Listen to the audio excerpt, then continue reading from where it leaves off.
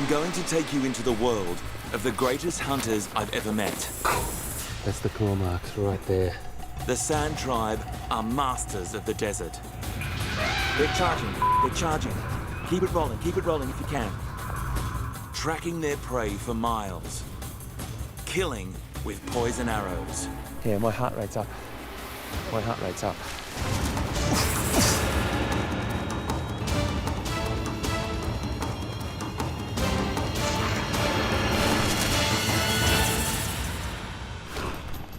I'm Hayden Turner. As a zookeeper, I've cared for lots of large African animals. But today, I'm with the Sand tribe in the Kalahari Desert, and they're hunting them. Here, wildlife is food, not a zoo exhibit. As hunters, these men's knowledge of animal behaviour here is the best on the planet. They have tracked and hunted animals in this African desert for around 60,000 years. They use arrows tipped with heart-stopping poison to kill their prey. I've got a lot to learn. This is absolutely relentless. It's difficult to put into words what's happening right now. We've been walking since 6 o'clock this morning. It's now about 1:30 through this incredible heat. Baking earth, acacia thorns throughout your body. My skin feels like it's actually melting off. And you're constantly getting caught on stuff. And the men just do it with such ease. At the moment, that water right there looks tasty to me. Today, 5 of the best hunters from the village are taking me under their wing. They are led by Ngao, an elder with over 50 years of hunting experience. Ngao, now in his late 60s, has studied animals nearly all his life. This desert is his teacher and classroom. Also on the hunt are Touche, Toma, Ao, and Neishi. Their village has 29 mouths to feed, and they haven't eaten meat for 6 days. This hunt is not for sport. These men kill for food. We've picked up the tracks, also known as spoor, of a small antelope. It's a duiker. There are over 15 species of duiker in Africa, and all are armed with super sensors, oversized ears that provide exceptionally good hearing, and a brilliant sense of smell. The duiker will be a seriously hard target to track. Tracking can be broken down into 3 main sections: simple tracking, systematic tracking, and speculative tracking. Simple tracking is the sort of thing I can do. Follow an animal's tracks to a waterhole or something like that. Systematic tracking is a little bit more difficult. You have to know a bit about the animal's behaviour and tracks and signs, symbols that they've left throughout the bush. But speculative tracking is when you come up with a plan or a hypothesis or a storyline, and that's what these men are so knowledgeable about. The men visualize the movements of the animal we're hunting to predict its behavior. They are virtually becoming the animal. I'm in Namibia, Southwest Africa, in the Kalahari. Here, desert dominates the landscape. The Kalahari Desert covers an area about half the size of Mexico, just under 1 million square kilometres. The Sand people use 2 unique languages, one for village and family life,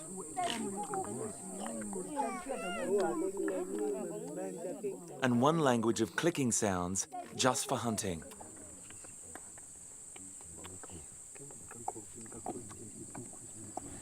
You can hear the language that the men are using. Their language. Experts think that the series of clicks that they use was developed so animals didn't identify normal speech pattern. They understand that those clicks fit into nature a little bit more deeply than our normal speech. The temperature now is 42 degrees in the shade. There's not a drop of fresh water above ground. We've found these droppings. They're still moist. They can't be more than 2 hours old in this heat. And there are other signs of duiker as well. The guys are looking at these fresh tracks right here, just discussing what direction they're going. But for now, there's a much bigger worry. 3 bull elephants are feeding close by. Elephants don't have a fantastic sense of sight, but they have great hearing and great sense of smell. So if we were upwind of them, they would get our scent very, very quickly. They probably would run. If they decided to defend themselves or investigate, we'd be in a bit of a position out here with not much vegetation cover and nowhere really to escape. These elephants are wild and dangerous. Aggressive males will not hesitate to take us on if they decide we're on their turf. The elephants are walking towards us here. We're in quite a spot right now. Okay. Touche bravely stands his ground and tries to divert the charging elephants. They're charging. They're charging. Keep it rolling if you can. Elephants can run at about 30 kilometers an hour. They're going to be on top of us in about 20 seconds.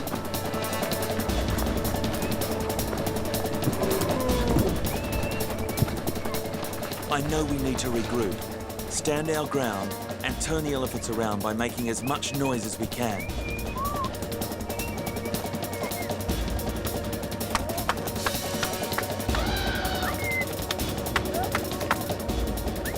There's no time for second chances. We have to do it right and do it now.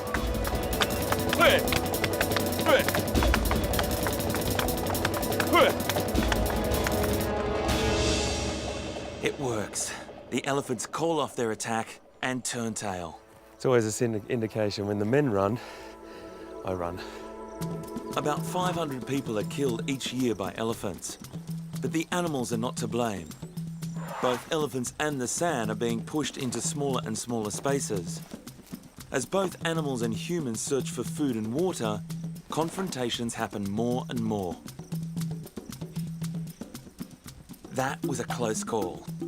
The guys seem pretty unfazed though, and they waste no time in refocusing and getting back to tracking the duiker.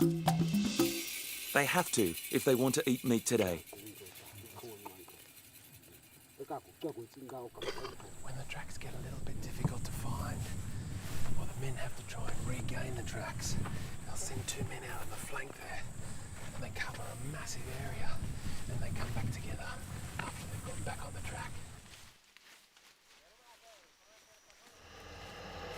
With no warning, the mood quickly changes in the men. Their body language is intense. The hunt has taken a twist.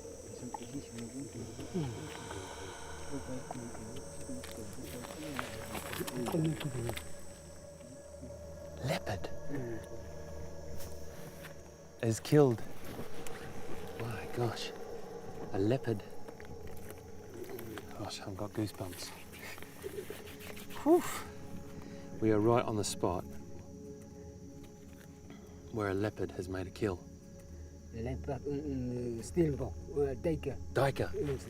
Duiker footprints there. And the leopard has grabbed it here. Come this way.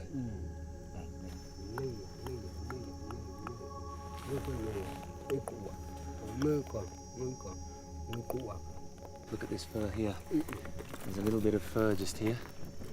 Right there. Right there. And then it's dragged it through here. Wow. Wow, wow, wow. Ah, yeah. So exactly what a leopard would do. It would walk like this, and it would hold its prey in between its legs. Like this, dragging it. The leopard is likely to be feeding on the duiker close by. Look at the drag marks here. Oh, look at that one. There's the back pad, you can see right there. That's the back pad of the leopard paw. And another, all the pads there. And this is the drag mark right through here. Absolutely beautiful. I'm not entirely sure what's happening here, but we're following leopard prints.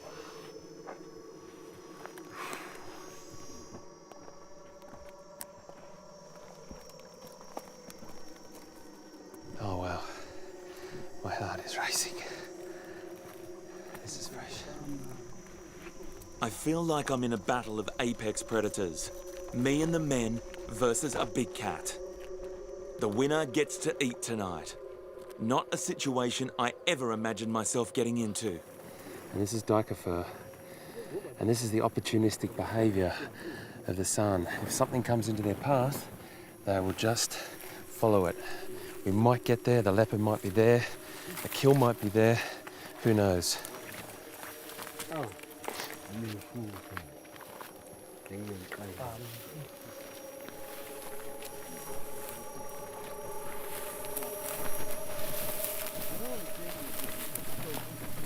Look at that.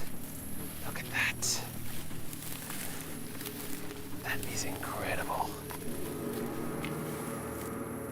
Armed with brilliant camouflage, the leopard could be 10 metres away in the long grass, and we'd never see it until it was too late.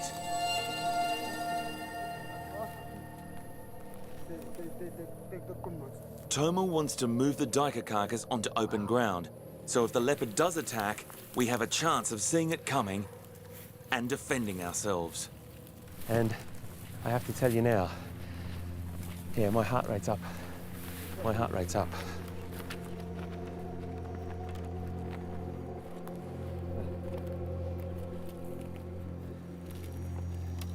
This is where the leopard has already fed. It's taken out the chest and it's eaten, look at that, straight through those ribs. The power that's gone straight for the heart and all those really, really nutritious organs. And then it's stashed it in the bush to come back later. That's what we've got to keep an eye out on.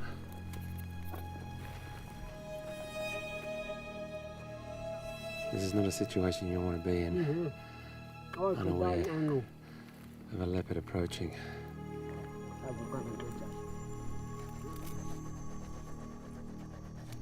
These people rely off their environment. This is a classic indicator of predator versus predator.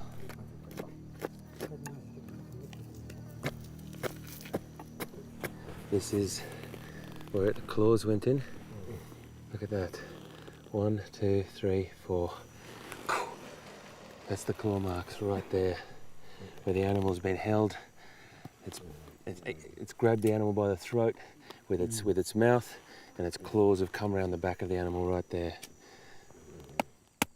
Similar in body mass to a goat, this 15-kilogram carcass will provide around 9 kgs of meat. Enough to feed 18 people. It'll yield a much-needed 1,000 calories and over 100 grams of protein per portion. Right now, we need to eat enough to fuel our 3-hour walk back to the village. Liver. Okay.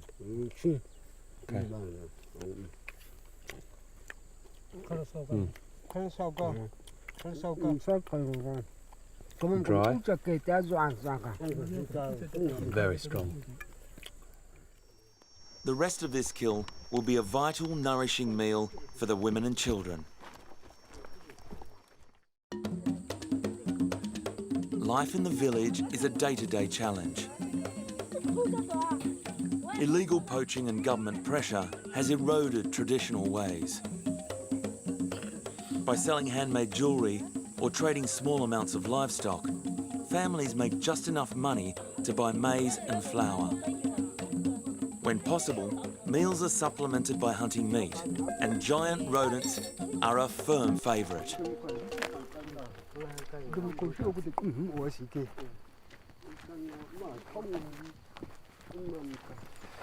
It's like they've got their tracking radar on. Instead of walking in a line, they spread out and work as a team.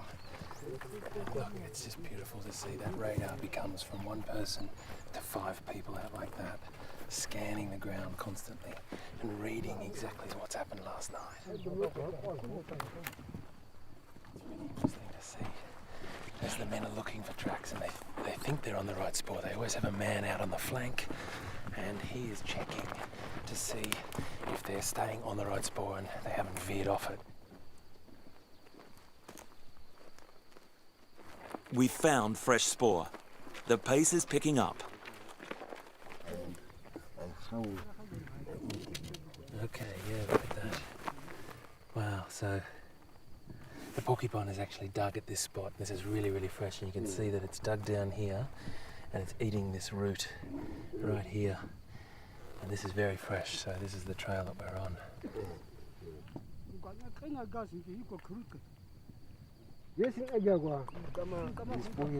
Porcupine here. Okay.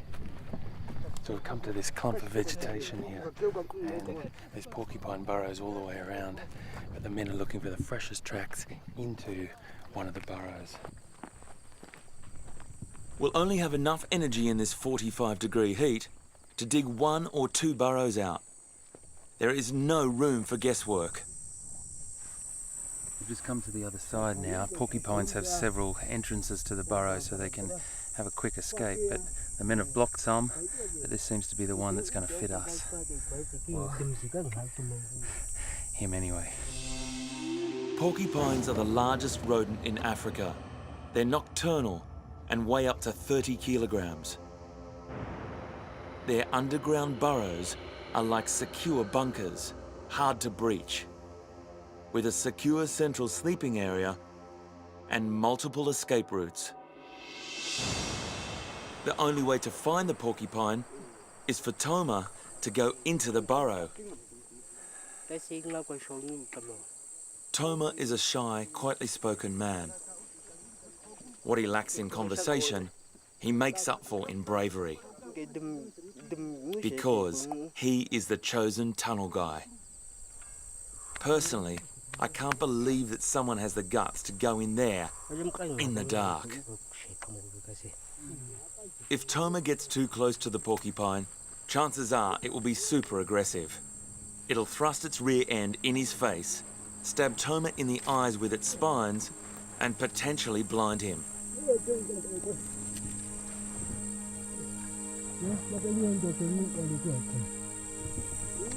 These porcupines are the real deal.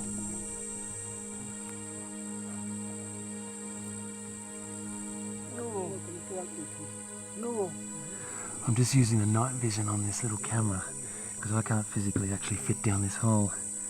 And I can just see his feet at the moment. He's gone probably about 4 meters, 5 meters in. Toma is totally in the dark down there. If he gets nailed by the porcupine, he'll definitely be on the losing side.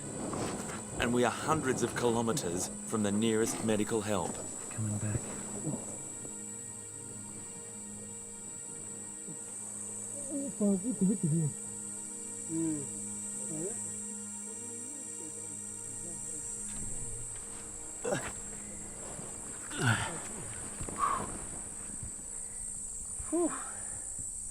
Nothing.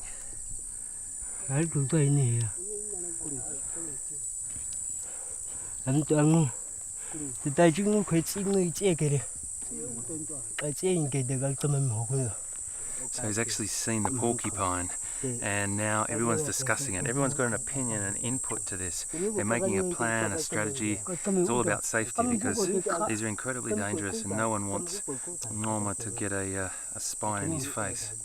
Ngao and Ao decide it's too risky for Toma in there. They want to block this burrow and dig in from the other side. All our effort will be put into digging out this burrow. Failure here will mean we won't have the strength to dig anymore. No kill means our only meal will be maize and bread back at the village tonight.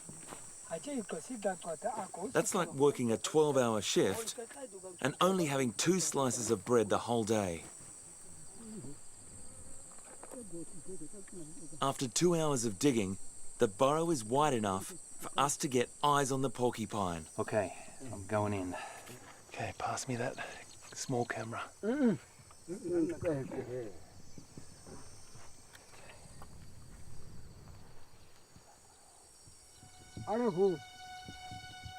These are incredibly dangerous, and that's why there's so much strategy. He's just moving.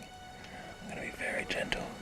Turn this around right now, and you can see how close the porcupine actually is. There he is right there. You can see his eye looking at me. At any point, this porcupine could come flying out of here at me. This is not a position I really want to be in for too much longer. I'm out of here. I step aside to let the professionals in.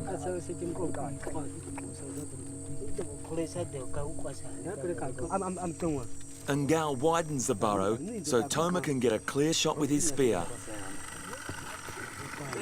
There's the sound of the hollow quills on the back that they use as a warning signal. Back off, back off.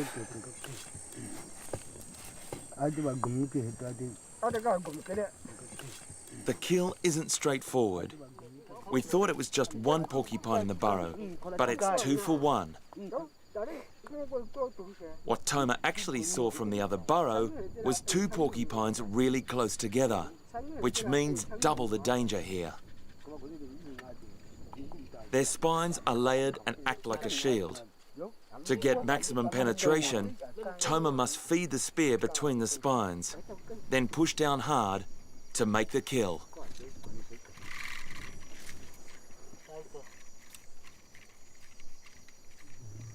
They speared one, now they've speared the other one, and now they're just trying to get them out because the quills are all facing backwards and getting caught on all the roots, so they're just trying to get them out.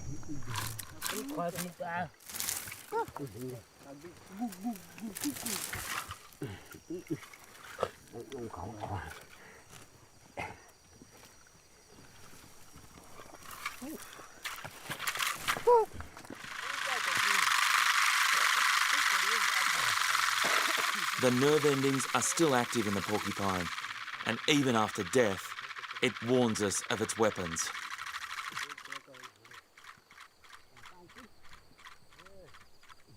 Here comes another one.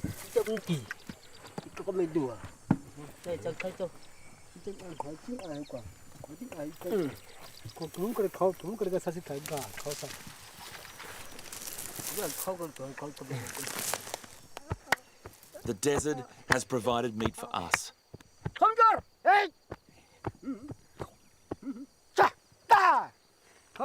And Ngao and his family will eat tonight.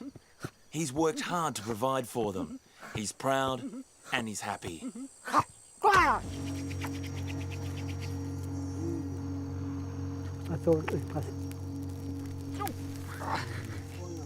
2 fully grown African crested porcupines.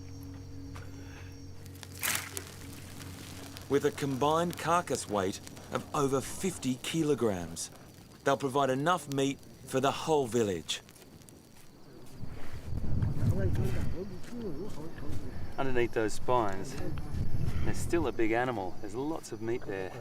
I mean, that is the size of a giant turkey. It really is going to be able to feed a lot of people.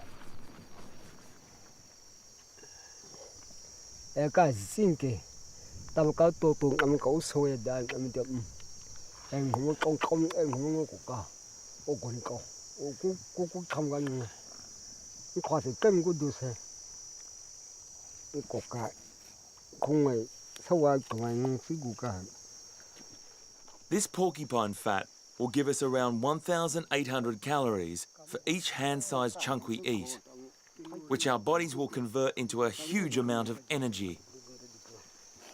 This is ideally suited to long periods of sustained walking and hunting. So this is the really fatty part, the back part of the porcupine.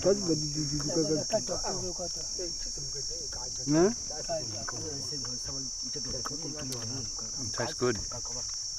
It tastes like a pork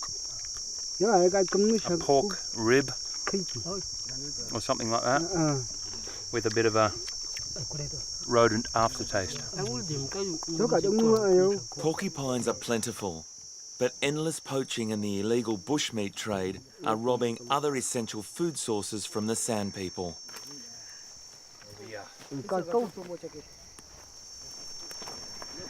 It's a long walk home, but I tell you, this meat is obviously just so special. 6 hours of digging and hunting, and look what they've got.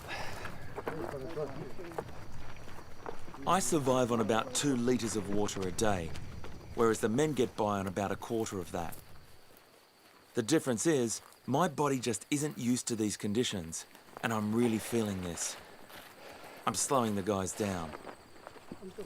And I really don't want to, because the men need to get the meat back to their families.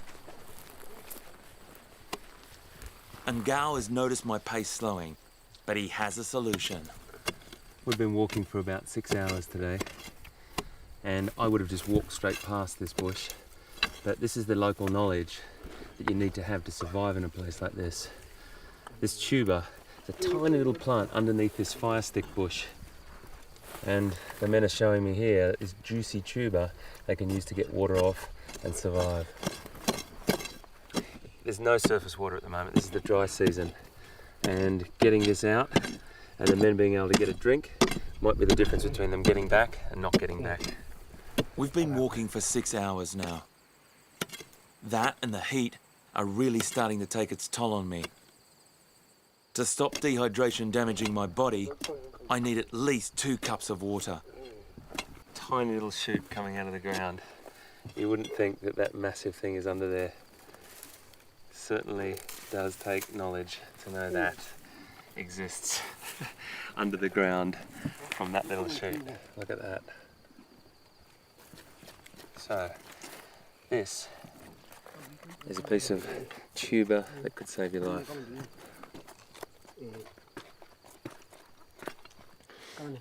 Tastes a little bit like a raw parsnip or root vegetable. It's got a really bitter aftertaste, but really juicy, and lots of moisture in there.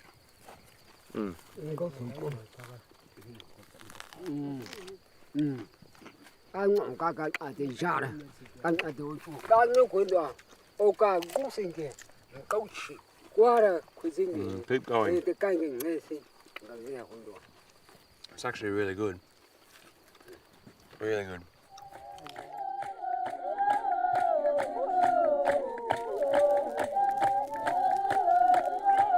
It's been one of the longest days of my life, and in all honesty, I'm dead on my feet. This desert village and its magical people make me feel very small on this earth. It feels like 60,000 years of mankind still lives on with the Sand people. I get the feeling tomorrow is going to be another eye-opening day for me. Before today's hunt, Ngao wants to show me how his ancestors taught him how to use poison to kill in the Kalahari. Ngao extracts grubs of the Lebestina beetle from their hard casing. These grubs are highly poisonous. It's this poison that the hunters use to give their arrows a deadly dose. The chemical name is diamphitoxin. When the arrow enters the animal, the poison starts to break down the walls of the red blood cells.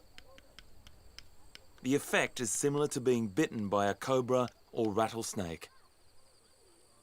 This is such an effective killer that it doesn't even show up in a forensic autopsy. I've persuaded Ngao to give me a lesson in bow hunting. The Sand people have been using these for 60,000 years to kill their food. I get the feeling it isn't as easy as it looks, and there's a pretty intimidating audience.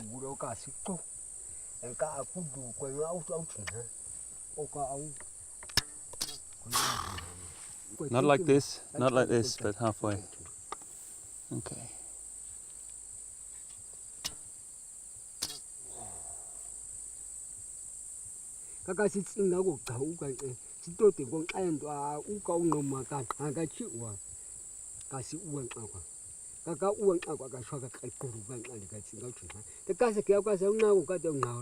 Anh ga kun au su chi ku ti de ku to ka a su ani ku ga su a ku su de kun ko ti de ku ka kun au su ka a de kun au su ka chin ha ka ka ka chin ha au ka su ta ka chin ha. That was my verbal bow and arrow school report.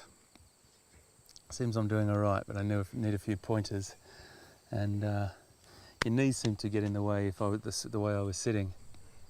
Ka kun au ka ang na le kwa de ka le su an ko.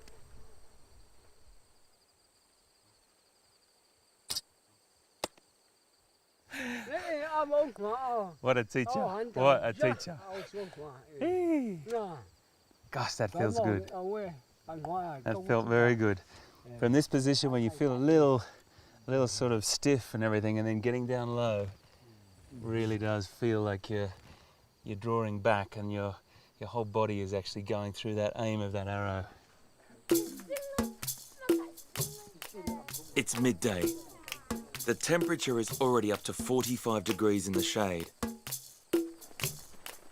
Today, I might have to walk more than 15 kilometres. The men's walking pace is more like my jogging pace. After Ngao, Touche is the second most experienced hunter. He's been the wingman to Ngao for many years, honing his skills and learning from the master. 3 hours after leaving the village, Touche picks up the tracks of one of Africa's toughest antelope. This is Gemsbok. This is the antelope with the very, very straight horns. It's so beautifully adapted to these very arid and dry conditions. In medieval England, horns from the Gemsbok were sold as unicorn horns. Today they are still high on the list for big game hunters.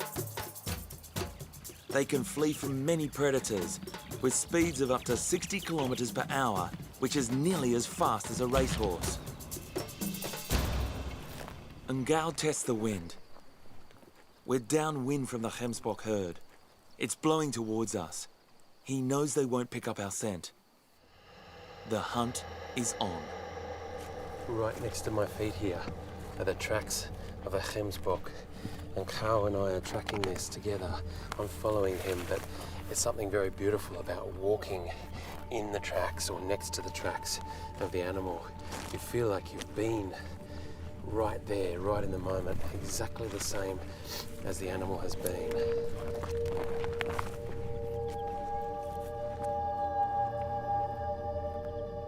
The wind is in our favour, and we've had rain last night, and it's obliterated all the old tracks, so the ones we're on now are really fresh.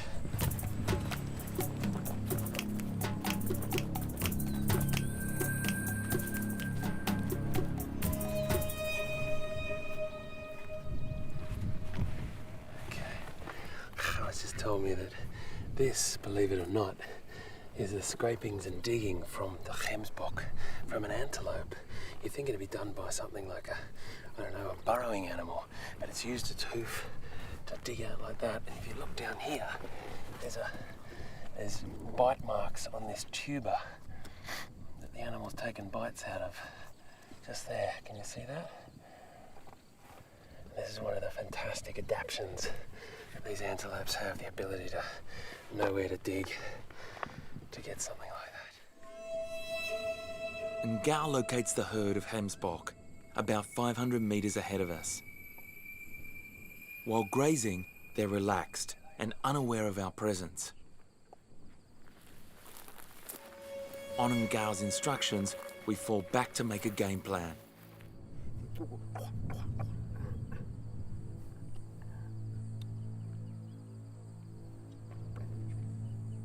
We will only get one shot with one arrow. If we spook the herd, the hunt is over. The pressure on us to provide for the village is massive. I'm pretty nervous about this hunt. This would be such a great catch for the men. I don't want to mess it up for them.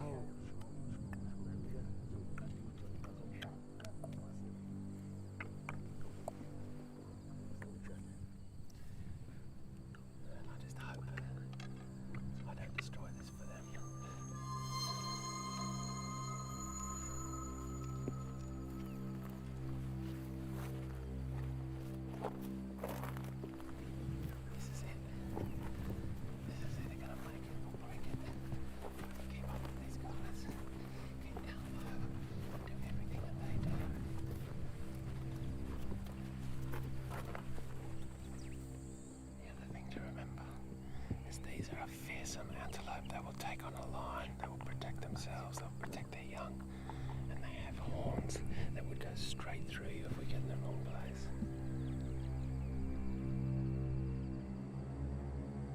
Just one of these antelope would feed everyone in the village for a week. And Ngao and Touche have so much hunting knowledge at their disposal. I definitely feel like a new recruit here. What I love is the teamwork and the strategy and the sharing and the knowledge. Even though I was older, you know, listening, discussing. Okay, we're on hands and knees now. Okay, this is it. And the rest of the trip, 150 meters. Our plan is to get within 40 meters of the nearest adult member of the herd, so we can make a kill shot with the poison arrow. Every time I put my hands and knees on the sand, it feels like touching a stovetop. The heat is really challenging me now. And Ngao and Touche do this in bare feet and still manage to move silently and effortlessly.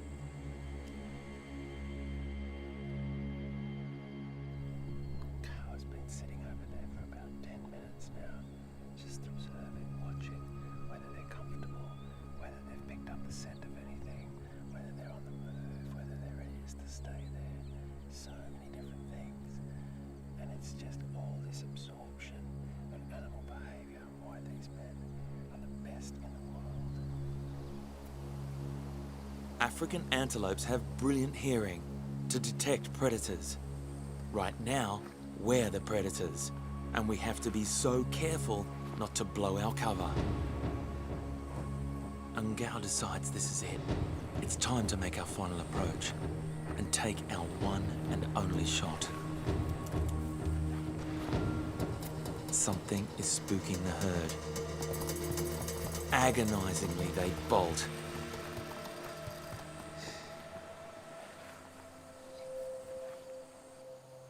It is over for us. It could have been another predator that spooked the herd. But if it was, they'll be going hungry just like us. I feel an epic sense of failure. 5 hours, crawling on my belly, burning my skin, and the heat sucking the life out of me. I'm tired and frustrated. I know the men wanted to bring home some meat tonight.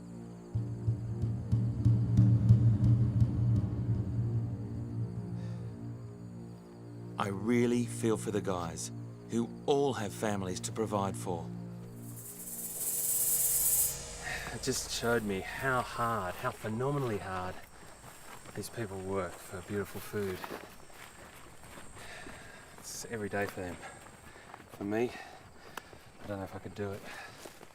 Ngao and Touche aren't giving up so easily. They want to use the last hour of daylight to hunt. We'll only have until sundown. Being out here after dark is asking for trouble from predators such as hyenas, lions and leopards. We have to roll the dice. This will be our last chance to make a kill. Our challenge in this hunt is that the animal we're after has an armor-plated head, runs fast, and can fly. Ngao and Touche will have to hit a moving target, and the closest we'll get is 30 meters. This flighty flock of birds are guinea fowl. There are several species in this part of Africa. They can be found in flocks of up to 200.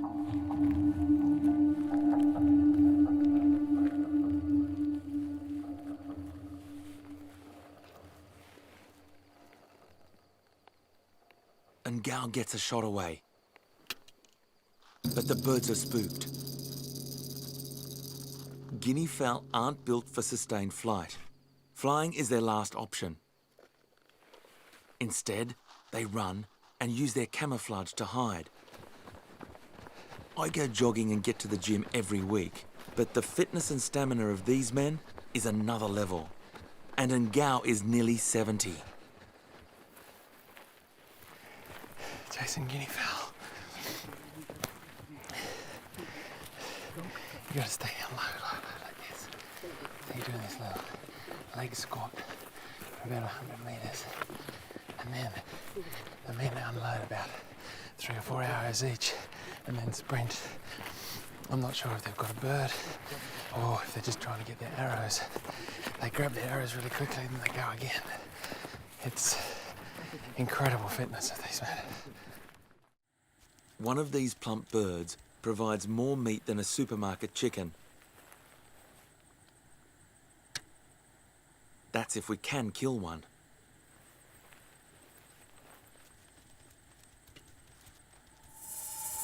And Gao and Touche work as a sniper team, taking it in turns to be the spotter, one shooting as the other one reloads. All in perfect silence.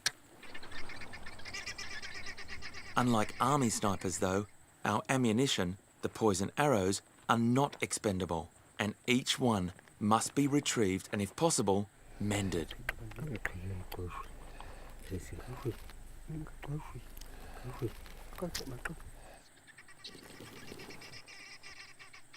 Got so close to a flock of guinea fowl, but they've got hundreds of eyes watching, hundreds of birds. Really hard. You've got to stalk very, very low, and I tried to hang back a little bit to give the guys more of a chance, because my boots going through these rocks make so much noise. And Gao and Touche get their eyes on the birds again. I'm going to hang back and try to keep the noise down. They're within 30 metres. I've got to see this. And Gao is the most experienced, takes the first shot. The arrow misses by millimetres. Touche shoots, misses, and Gao shoots. A hit.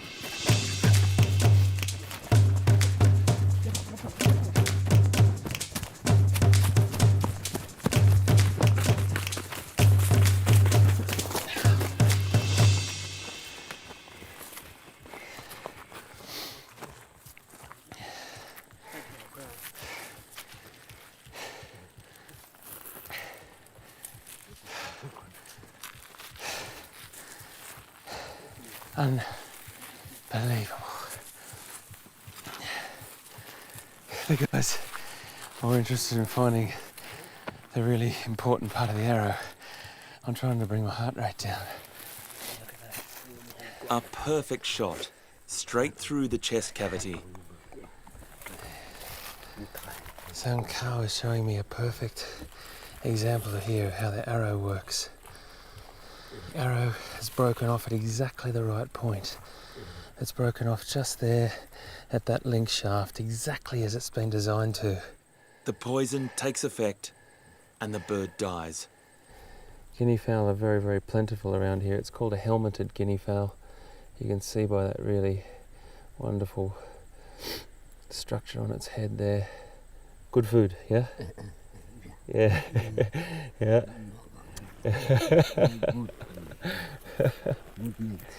Good meat. Accuracy, beautiful design, and huge amount of skill. And I've seen it firsthand. It's a great privilege.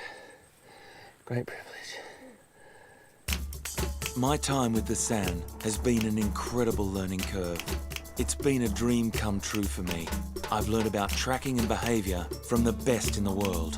I just hope this knowledge is passed on to future generations and not lost forever.